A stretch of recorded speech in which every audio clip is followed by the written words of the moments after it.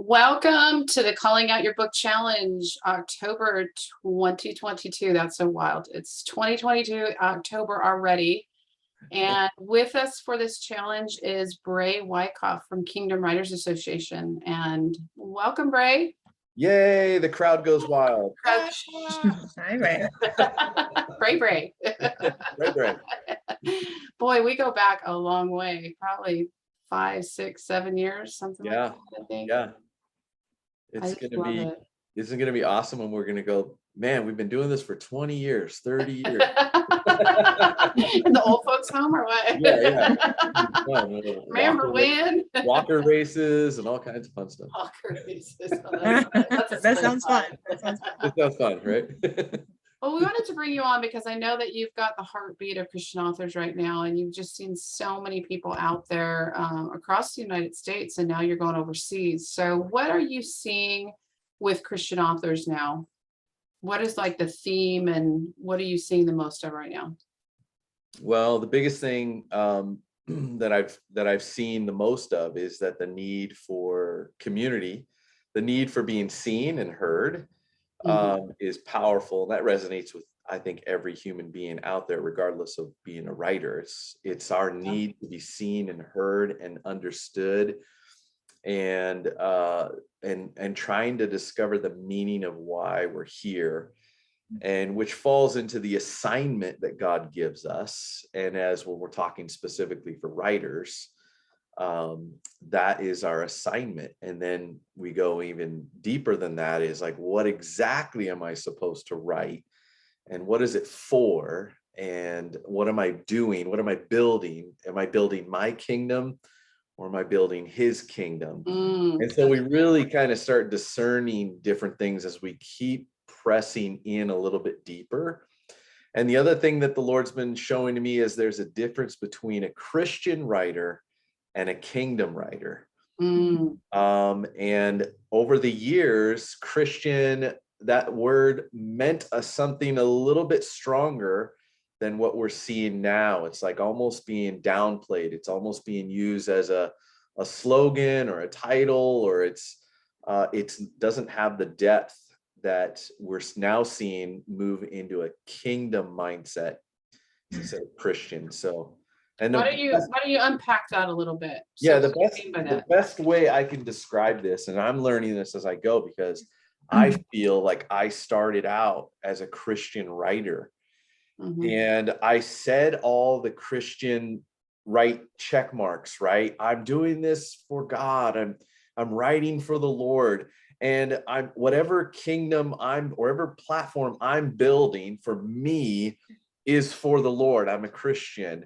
And so I would hide behind that billboard, if you will. And over the years, the Lord started showing me in my discipleship with him, and with me as a father-son relationship, he started revealing to me, he's like, no, that deep down in your heart, I can see that that's not really the Christian that I want to see out of you, Brae.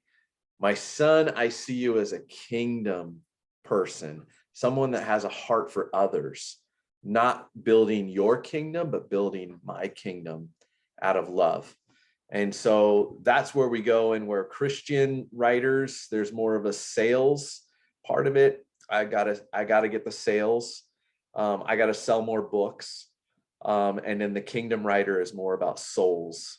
Not against the sales, but our focus is for the souls. Our focus is for the people out there that we want to help.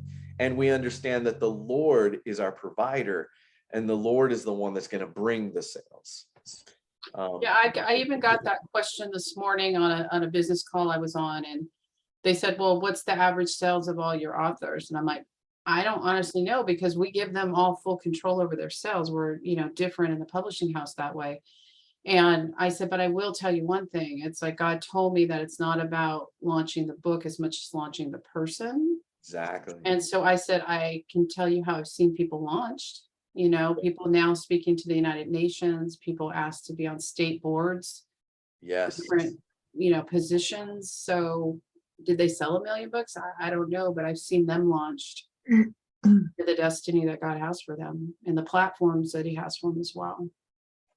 And that's what I love about Square Tree Publishing. And that's what I love about you, Sherry, because you have just really embraced this whole kingdom mindset. You really dived into that, and you and in bringing Amanda in, it's just been really brilliant. Like Amanda just comes in saying, wow, let's go after the health of the author. Let's break off some stuff that they're holding on to so they can become a better writer for the Lord. And just the you guys are a dynamic duo. It's like awesome. I call Amanda my secret sauce. She's the secret sauce. Oh, everyone's got to order some of that secret sauce.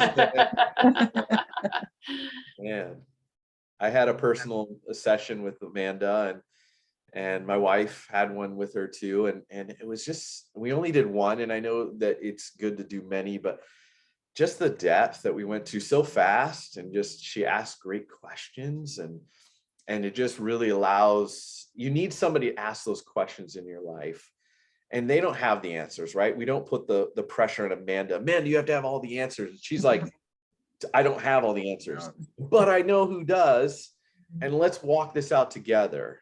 And so sometimes we need that. We need someone to walk beside us, ask the tough questions. Some of them are easy questions, but they just lead into, wow, I never thought of it that way, or and the way you answer reveals a lot of things for yourself. You almost hear yourself talking. You're like, oh my gosh, I just said that. And that means so much, and then it just goes off from there. The Holy Spirit's awesome. So good job, Amanda. Yeah, Amanda. When you were talking about being a kingdom author, I was reminded of Jen's book, her children's book that she worked on. Yeah. And, you probably know the story better than I do of what happened, where she ended up going to that person's house or something. Yeah. She wrote A book signing, or what was the story? It was just such an incredible kingdom story, about their book. Yeah, so Jen is in our Kingdom Writers Association. She's one of our vision leads in San Diego, and she wrote her first book, a children's book called Nero, the Mexipino Superhero. And it's really just breaking out, combining the cultures of being Mexican and Filipino. And she wrote that for her children and nephew and all that, and the family. And so someone bought the book, a family nearby in San Diego. She put her email in the book, and they contacted her and said, we'd love to have you come over and, have dinner or whatever. And we'd love to meet you. And, normally, we don't say go to everyone's home, but she prayed about it, and she felt the Lord saying, yeah, go. And she went, and talking to the parents that evening, she led them to the Lord. So the power of writing a book and what God's doing when you're really just, I'm all about you, Lord, and I just want to build your kingdom, not mine. Because whatever we build on our own strength here is meaningless. It really is. It's like, what's the long game here, guys? Yeah. As writers, as authors, we have to ask ourselves that question, like, what is my long play here? Stop looking for the short play. Yeah, we know that we need money. We know we need all these things. But if we're putting all of our eggs in that basket of, I've seen so many people discouraged writing their book and saying, I just didn't make any money. I thought it was going to be this.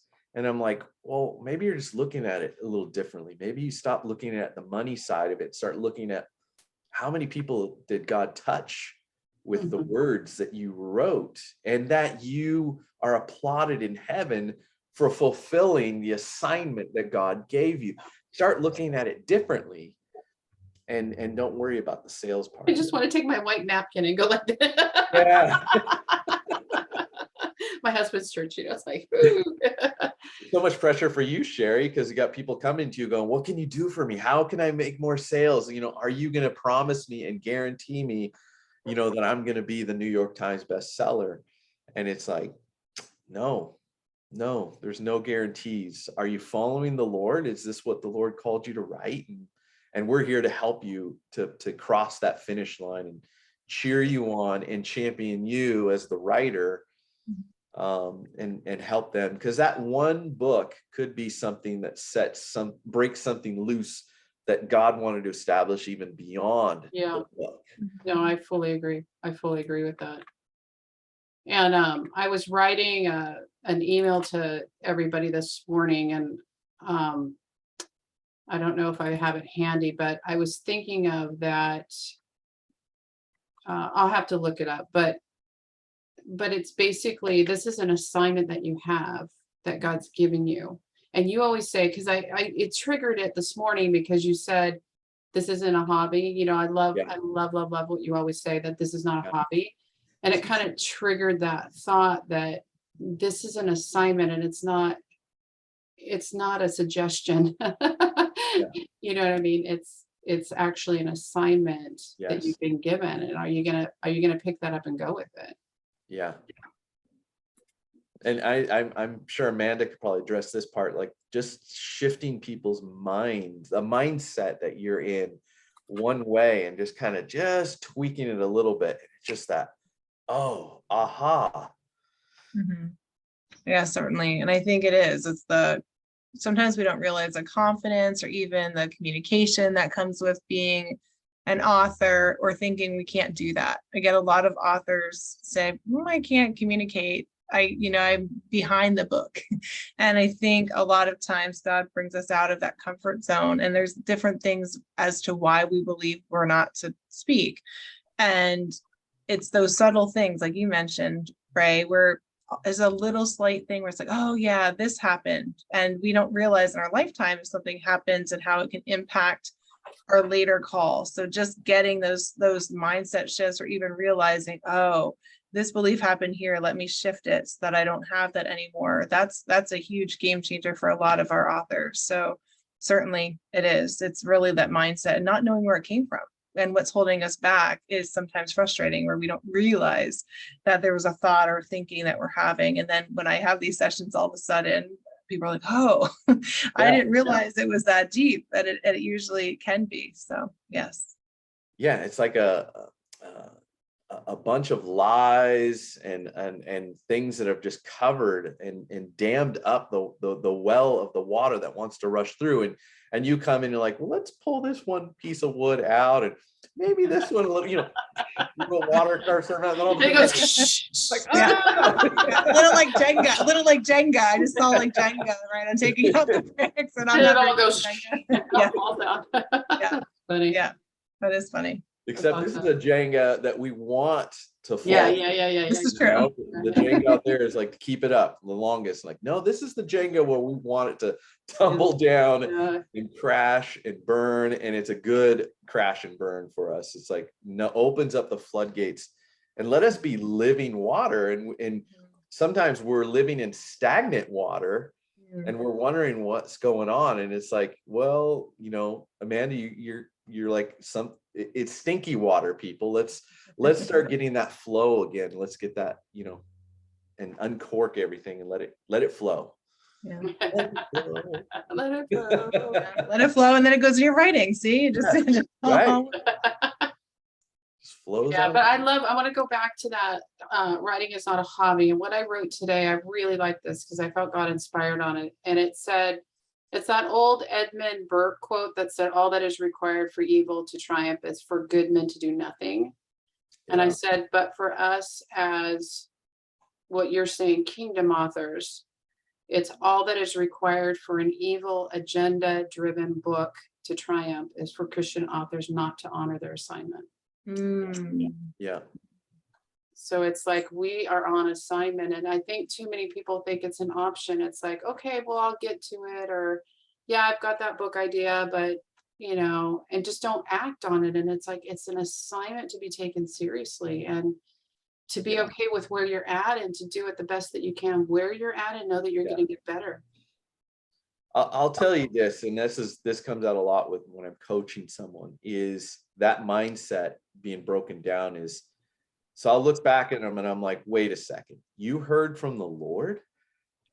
Well, tell me about that. And then they tell me about this time when they heard from the Lord and they were so moved by what they heard, whether it was spoken to them from another person, their prophetic word, that confirmed a dream or a vision or a feeling that they had before, or they heard the audible voice of God, or they had a God encounter in a dream or a vision, whatever it was their God encounter telling them that you're called to write. I want you to write something for me. I want you to do this, whatever that is, do it.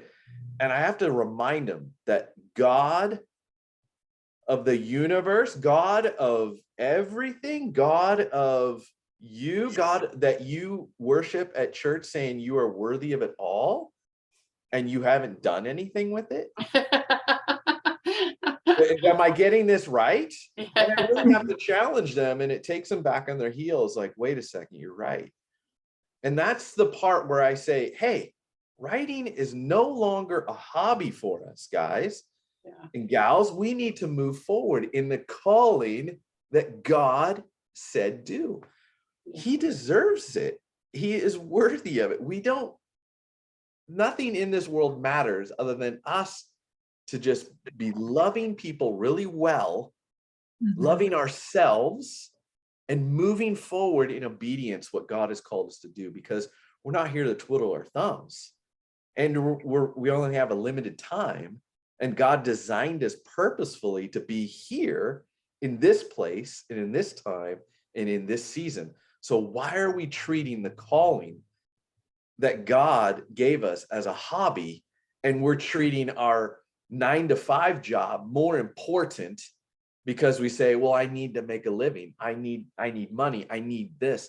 And I'm like, yeah, but God knows your needs, and he's going to fulfill all those things. And here's the scary part, everybody. It's going to take risk for us and faith to step into that calling.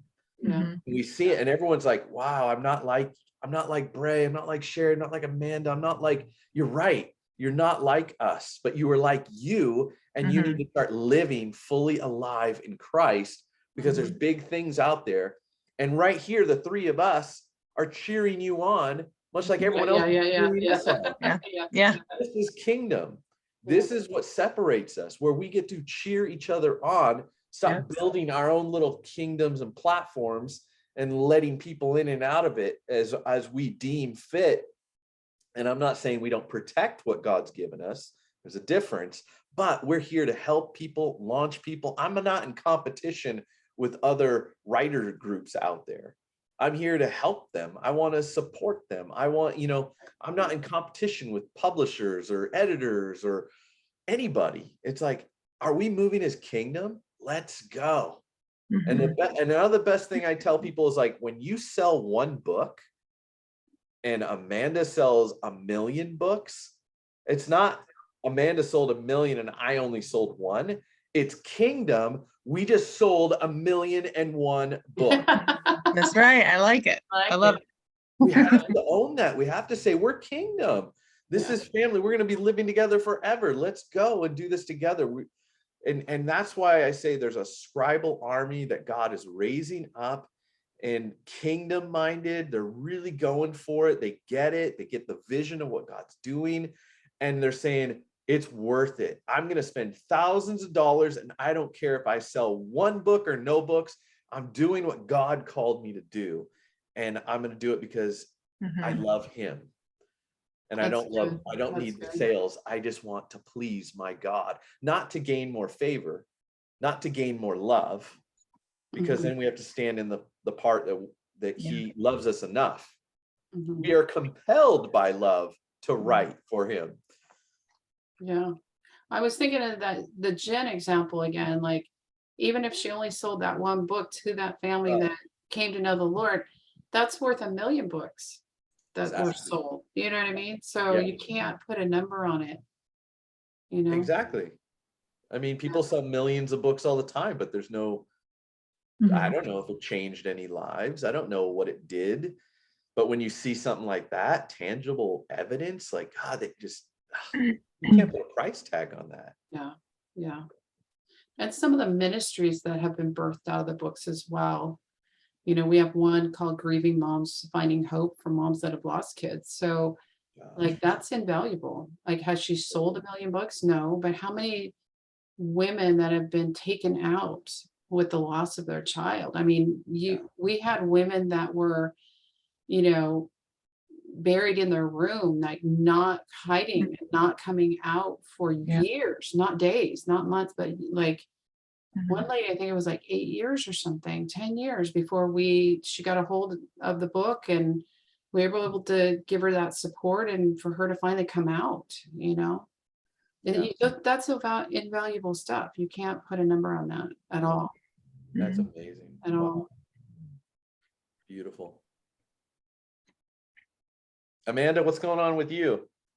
What's going on with me? You're on the East Coast, right? You're in, where are you at? What state? I'm in Pennsylvania. An hour from Philly. We're going out to Pennsylvania. You are? We're going out to Wyomissing to launch a new chapter. I was going to tell you that. Oh, okay. Actually, I'm trying to think. I think Wyomissing, is that near Philly? I'm pretty sure. I don't know where it's near anything. I'm like trying to remember. Okay, well, you might. Wait, it's an hour away from Hershey. I know we're going to go. Yeah. Okay. Yeah, I'm an hour and a half from Hershey. So depending where, I think it's actually close to me. So you have to let me know. I'll definitely connect with y'all. Yeah, she's in Bethlehem. She's very holy. Oh, wow. It means house of bread. It means house of bread, and the surrounding areas, Allentown, which means Jerusalem. And I guess my dad told me it's like all equidistant to what Israel has. So all the different towns, we have Emmaus and everything. So that's kind of interesting, right? Oh yeah, I'm an hour away from Wyomissing, by the way. So. You're an hour away. Okay, we're going to be there October 1st. Is that when we're launching the chapter? Looking over awesome. my lovely wife, Katie, over there. Okay, well, that's Saturday. If it's like early in the day, I'll come because we have our challenge at night. But I could definitely, I'll put on my calendar for during the day. Yeah, I don't know what time or when it's happening. But it might be the evening time. I'm not sure. Well, if you're around in this area, I'll come find you. Okay. One of the days. That's fun. Okay. Awesome. That's awesome. Do you have any other cool stories of authors and what's been happening? We left August 15th from San Diego, and we're on a 2.5-month tour here through the US and launching chapters, meeting pastors, building communities. And the first day, August 15th, we were in Oakland to launch a new chapter. And that's fun. That's always fun when we get to launch a new chapter and just that community, they feel it. They're like, they think it's another writers group, and then they come to it and they're like, whoa, this is like so different. I thought you were going to talk about writing, and we do. It's all about writing, but we're talking about the Lord and what he's calling us to do. It's our assignment. It's the whole encouragement factor. And they come out going, wow, I learned more about me and how I'm called to be that writer. And it's time for me to take that step and step into the calling that I've received. So that's huge every time we see this. Then we were in Redding, and you love Redding, California. Yeah. And we have friends up there, and we and some people that we know online contacted us saying, hey, I want to meet you and in person. And so I'm like, okay, let's have coffee. And so I met this one gal and her friend there, and she said, I don't know if you remember, but I contacted you 2015, and I had just become a published author in 2012. I had my epic fantasy series out, The Orb of Truth, The Dragon God, and The Vampire King, and she picked up those books, and she contacted me back in 2015 saying, I want to know more about what do I need to do to become a writer? What do I need to do? And you get that question a lot. And I get very short with the answer. And I don't go into this long process. So she said, you were kind of short with me, and I didn't know how to take it. I was kind of a little miffed and a little upset about it, the way you presented it, because it was just through private message. And I said, what did I say? Because I was like, you're like that. What did I say? And she said, you said you just need to sit down and start writing. You need to write, just write. Yeah. And that was pretty much the message I said. Like, I can't tell you anything else other than just write. It's good advice, actually. And we know that, right? It's like, that's the best advice I can give you, because if I tell you all the other stuff, it's meaningless if you're not going to you need to write, you need to get something out, and then we can take it to the next step. Like I wrote, what do I do now? See, these are two different things. And the biggest hurdle that people have is to write, because guess what, guys? I prayed early on saying, Lord, can I have this book when I open my eyes and it's there all pretty? And it doesn't work. We got to sit down, put our butt in the chair and start writing. It takes time, effort, work. It's our job. And she said, I was upset a little bit when you said that, but I took it to heart. Like the Lord was working with her a little while longer, like probably the next year. And I was sitting in front of her this August in 2022. And she looked at me and she's like, I took it to heart and I started writing, and I've published over 30 books. Oh my gosh. That's when you go, woohoo. Yes. Yes, God. And she's like, admittedly, not all of it's good, but, but I've gotten better. I've learned a lot. She had, she did all the stuff, that she had to, you have to learn through the publishing industry. There's so much. And the Lord had spoken to her at different times, different seasons, but she did it. And I was just so blown away. I'm like, wow, 30 books? I only have like 12 or something. That's so funny. Are you seeing a real, what I'm seeing, I want to see if you're seeing it too, is more of a perfectionistic, and it's masked under excellence, because the church is always like, do with excellence. So I know, Amanda, I think you're seeing this as well, as just this perfectionism masked in excellence. Yeah. I think it's just, it's excellence is moving forward the best that you can, but actually releasing something. Perfectionism is you're never going to release it because it's never going to be perfect. And you hold it hostage. And but I want it to be excellent. So that it's just it's actually case by case, because some people will move in excellence, but you can actually see the fruit of them moving forward and releasing something or sharing it. And they did the best they could. We've all done that. So then there's the perfectionism where you're like, I can't share this with you yet, or I can't release that yet, or there's a huge fear factor. I actually think it's demonic. I think there's a spirit of perfectionism that comes upon people and holds them hostage. I wrote a book on 5 demonic influences that are holding people back, and perfectionism is one of them. One of the others is isolation. There's a spirit that wants to isolate us. And then ultimately, there's writer's block. I think writer's block is a demonic entity, and we actually pet it, and we hold it, and we all agree that, oh, I had that last week, or I had that last year. It's something that's normal in Christians or writers in general. I had somebody speak writer's block off of me, break it off. Our pastor Carlette Muster, and she prophetically just spoke into my life saying, writer's block will no longer be an issue with you, and a breakthrough will come upon you. And God is, one of his names is breakthrough. So there was a casting off of this writer's block, and I've never seen it ever. And people that are around me don't have writer's block. Everything, they just kind of get unlocked and freed up. It's something I don't allow. It can't be in my presence. There's no such thing as writer's block in my eye, other than if it's in my way, it has to get out of my way. Kind of like Jesus with the demon-possessed men across the lake, the Sea of Galilee. He's like, let's go to the other side. And he wanted to talk to that man, and Legion was in his way. And so get out of the way, kind of thing. Interesting. So that's my take. That's my experience of I've just had conversations with the Lord.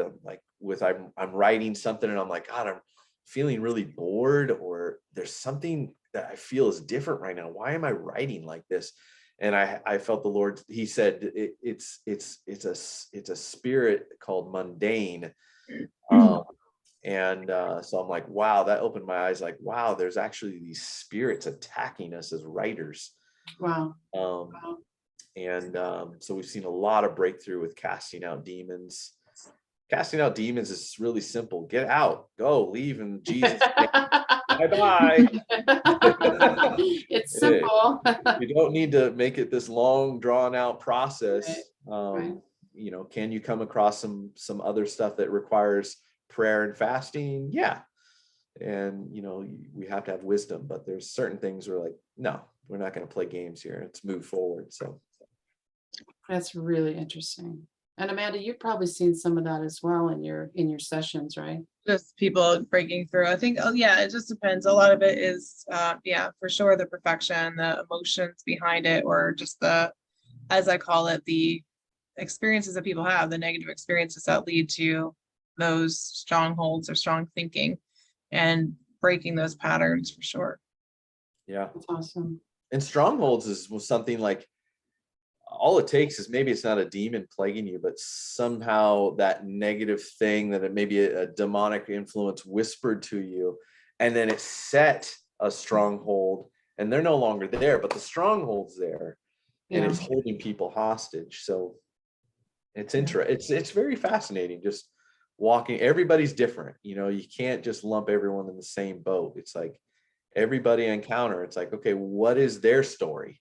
Right? What is their story, and who's adding pages into their story that it needs to be edited out? Because I feel like the devil is trying to cause put pages in our story that's against what the Lord is trying to. He's the author and finisher of our faith. And so we feel like we got to pull those pages out and get them freed up and continue on building that story with the Lord. That's really, really good. Really good.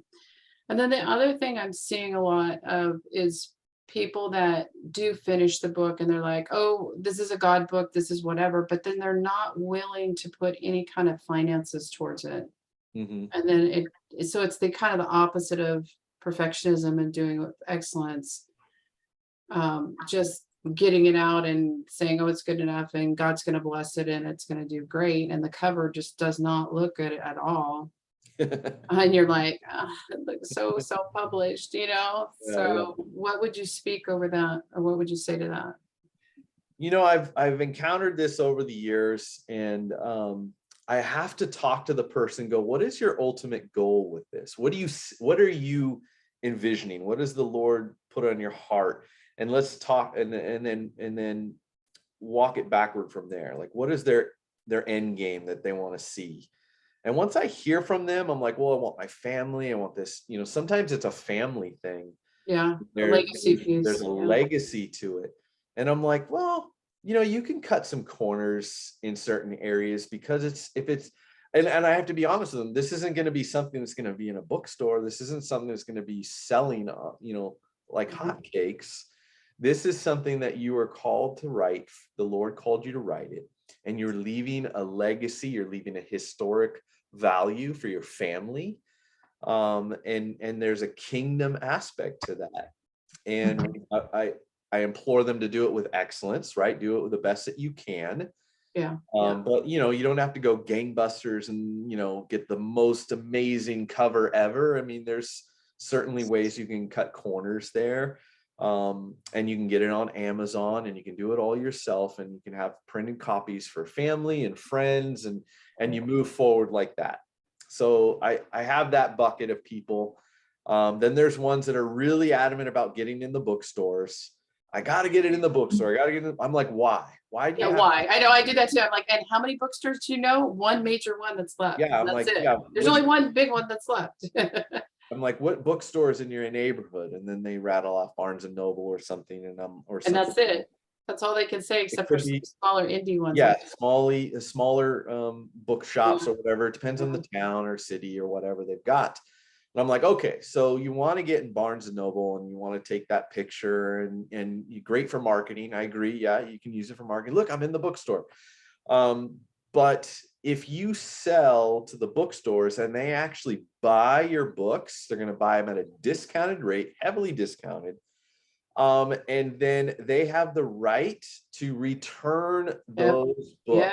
Yep. So I give them an example. If one store buys 10 of your books and puts it on the shelf, and they only sell one book, you feel like you sold 10 because at the time you get paid for 10. But in reality, when they send those 9 back, you're going to actually lose money because there's shipping involved. You're going to pay for it, and you're going to be crying back to me going, what happened? And I tell people, everyone that's selling, that's Amazon or not Amazon bestsellers, but New York Times bestsellers, I got to sell anywhere from 10 to 20,000 books in a week. And how do they become bestsellers? Because there was pre-orders enough to get them into that recognition pile.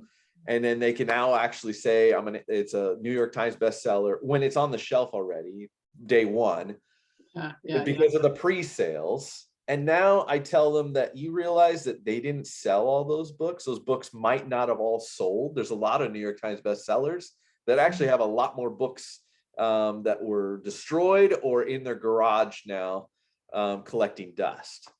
And now, you know what they're doing now is they're actually mailing them out to people that never even bought it just to say that they got a sale. Oh, wow. Yeah, there's a lot of stuff they're doing nowadays. So crazy. It is crazy. Yeah. They're just and the margins are so low because I've sold to the church bookstore on extended distribution. So I work the numbers out, and literally on most books, you're only making $1 a book by the time you're done. Yeah. And it's like $1 a book. It's gonna take you forever. You know what I mean? Yep. But again, if that's what you feel called to do, but just don't do it because you think that's the ultimate, place to be or to go, that kind of thing. Yeah. And then, you come across people that are like, they're killing it. They're selling a lot of books, making a lot of money, and they're doing what they've done. They figured out how to navigate, and they tried different things. If you talk to them, they did a gazillion failures before they found the right path for them. And then if you try to duplicate that path, it might not work as well as what's happening for them. Because there was so much stuff that they did behind the scenes to get there, and it's not a for sure thing. So we just have to sit back and go, well, I'm going to do the best that I can. I tell people, try things out. I don't really help people with marketing because it's such it's huge. It's just a huge area, and there's no magic formula. There's no magic bullet. There's nothing that I've seen that is a for sure. You're going to have to invest a lot of money and try different things, and really pound the pavement. You got to work it. You got to put your hustle into it, and just learn the ins and outs of marketing. And that's best going to be fulfilling for your actual book, because every book's different.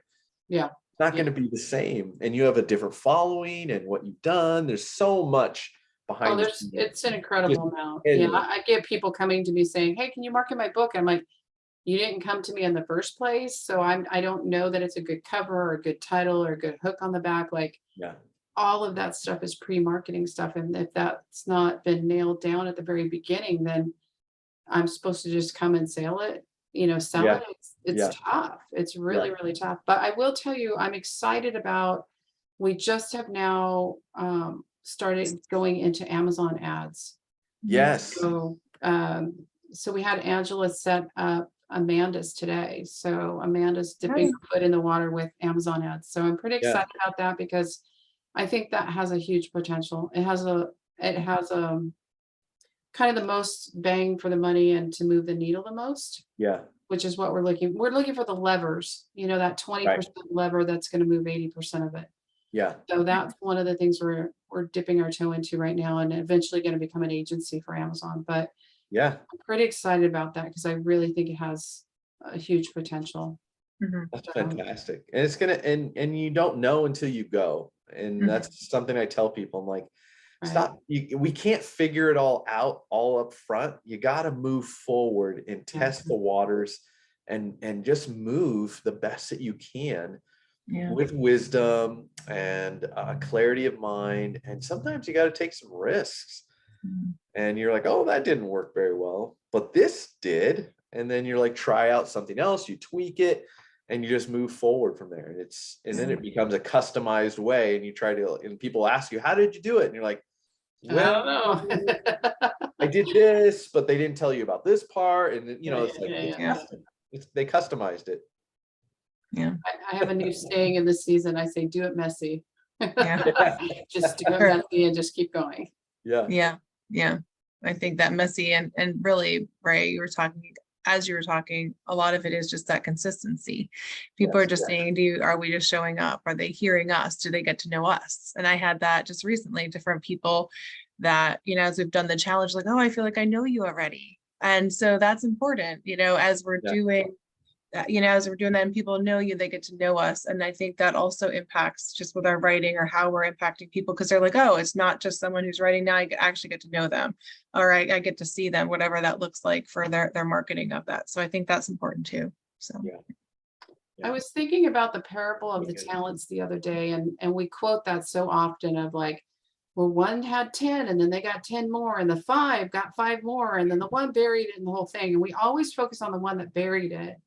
And the thing that I was thinking about the other day is the guy who had 10 and got 10. A lot of times we think of that very linear, like, oh, we got 10 and now we got 10 more. The more I think about it, the more he probably like had 10, lost 2, gained 1, dropped 2 more, and at the end ended up with 10 more. You know what I mean? I mean, it just, at least for my life, it hasn't been this, just 10 more. It's been like up, lose, up, lose, up. But it's kind of this, you know, up, lose, but then you end up gaining, you know, it's this upward trajectory. Yeah. So I don't know. Nobody talks about that. They just think, oh, we got 10 and he got 10 more. And it's like, that hasn't been my life.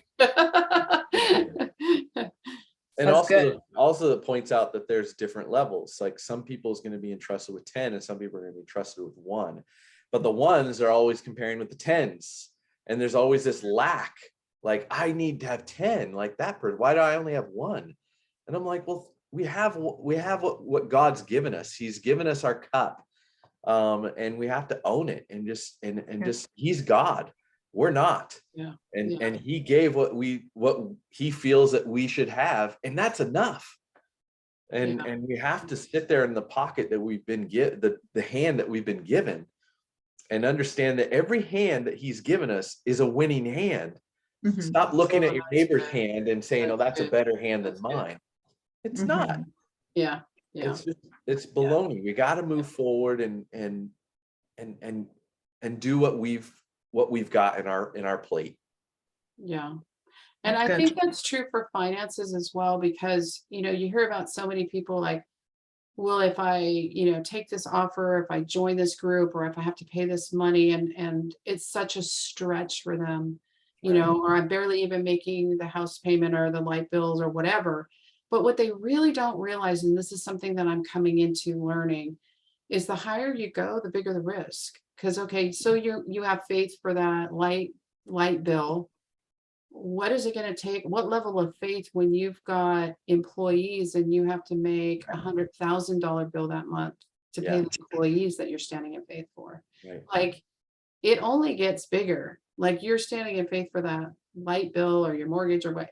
As you grow, that risk just gets bigger and bigger and bigger, you know, and then hopefully, you know, with the more wins and faith and all of that, you know, you can do it. But I think it gets more and more and more the more you get into that as well. So. Oh yeah, there's different levels and degrees for all of this. I mean, Jill and I do this thing like, how did we get here? Like, Sherry, how did Amanda, where are they now? It's like, and it's twofold. Like, some people ask, like, how did I get here negatively? But I'm asking from a kingdom standpoint, going, I can't believe where the Lord has positioned me, because I said yes. Yeah. I said yes to him, and now I'm here. Yeah. I was an atheist. And I said, Lord, you don't even exist. You're not even real. Yeah. And then he shows me, well, I wrote about you. Psalm 14:1, a fool says in his heart, there is no God. So, and then, I become a Christian and I'm like, oh my gosh. And now I'm like, do it. And you become a pastor and an author for him. And now I'm here, how did I get here, Sherry? I'm sitting here before you, talking to you and hoping that our talk here is not just for us, but helping others get their breakthrough, because I don't want to I like hanging out with you guys. That's good. That's funny. But again, we have a purpose behind our gatherings for Kingdom Writers Association. We don't want to just gather for gathering's sake and just have a little potluck. No, we're here to hear from the Lord. We are gathering to hear from him and be encouraged by him. And then I hear people saying, well, you're going to charge money for this? And I'm like, yeah, you can't afford $99 for an entire year to help have a community that's going to build into you and encourage you and love you and see you and hear you. Well, then you're treating your writing as a hobby. You're treating your calling as a hobby. I don't have time to be with idle believers. Let's go. And that's the reason why God, and I'm like, well, God set up the money thing. He said charge, because I don't want people to treat it like it's free and they're just going to treat their calling as a hobby. But if you charge a little bit, it's like skin in the game and like, I'm here. And then the next thing we get is, well, what do I get for it? And I'm like, what do you get for it? Like, maybe you're just sowing into the calling and God just wants you to see what you're going to do with it. Why do you have to get something from it? It's like, let's first go after what the Lord's called me to do. And this is a tribe that speaks my language. This is a tribe that's going to help me. This is a tribe that loves me. And that's what I need. I'm going to sow into that. Well, that's that more wealth mentality than the poverty mindset, which I know, God's worked on me over the last few years, even more intensely to like break that off. It's like, I don't want it. I hate it now. And now that it's been broken off, and I know there's still areas that need to get broken off, but I'm seeing it more and more and more. And it's almost like that smoker that you're like, oh, there it is again. That gets healed and they can't be in a room with another smoker. And it's like, oh, there it is. There's definitely layers, everyone. There's definitely layers. Yeah, definitely. Well, thank you so much. You can talk about layers, right? About I do. I always talk about onions. Yeah, she does. But She's only got to an eighth of my onion, but I think Sherry's trying to end this conversation, Amanda. Sorry, we have to go. But no, is there any closing remarks that you want to make to the kingdom authors out there? Yeah, you guys just don't give up. This is a time that we need your writing. We need, the Lord wants it. And if he wants it, he deserves it. We go to church and we say, you are worthy of it all. Yeah. Then let's give him our all. Let's go for it. And let's do it out of love, not out of, I have to win his approval. Understand that you are already approved by him, by the blood and the sacrifice of Jesus Christ. He is the fulfillment of everything. So once we step in that and realize it and take that of what he's done, then we can move forward in the assignment that God's called us, and we're going to do it out of love. And that love is the obedience that we want. We're like, man, I want to do this for you, God. And what an honor. Let's start putting ourselves saying, what an honor that God has called me to write for him. And I'm going to do the best I can with whatever I've got, and I'm going to do it. And then once you do it, once you say yes to God, watch what he does. He's going to supernaturally empower that book or that poem or that song or, that screenplay, whatever it is. He's going to open up doors that you could have never opened yourself. And it's going to be charged by the Holy Spirit. And all of us have testimonies of God opening doors that we never thought possible. And that is the best place for us to be. We need to be living in the impossible, because that's where our God lives. And he gets all the glory. If we do it on our own strength, then we diminish his glory. And we just need to move in that place where you're like, man, many of you are going to be New York Times bestsellers, right? But let's go after the world. I want to be a worldwide bestseller. My goal is not for New York. My goal is the world. And I think when we have to go there as kingdom writers saying, let's go for the world. And we've seen stories change cultures, and even changing one life is worth it. One person, this is when we leave the 99 and go after the one. And is that one worth it? Is the one worth it to write that book and spend thousands of dollars to get published? Is it worth it for the one? You better believe it. You better believe it. Yeah. Yeah. Don't give up. Keep going. Love it, Brae. Love it, love it, love it. Well, thank you, my dear friend, for being with us. Thank you, Amanda, for being with us as well. And thank you. Thank you, thank you, thank you. And we wish you the very best. Thank you. Groups popping up all over Yes. the US and overseas. So, To come. all right, guys. Love Until you guys. next time. See All you right, later. thank you. Bye.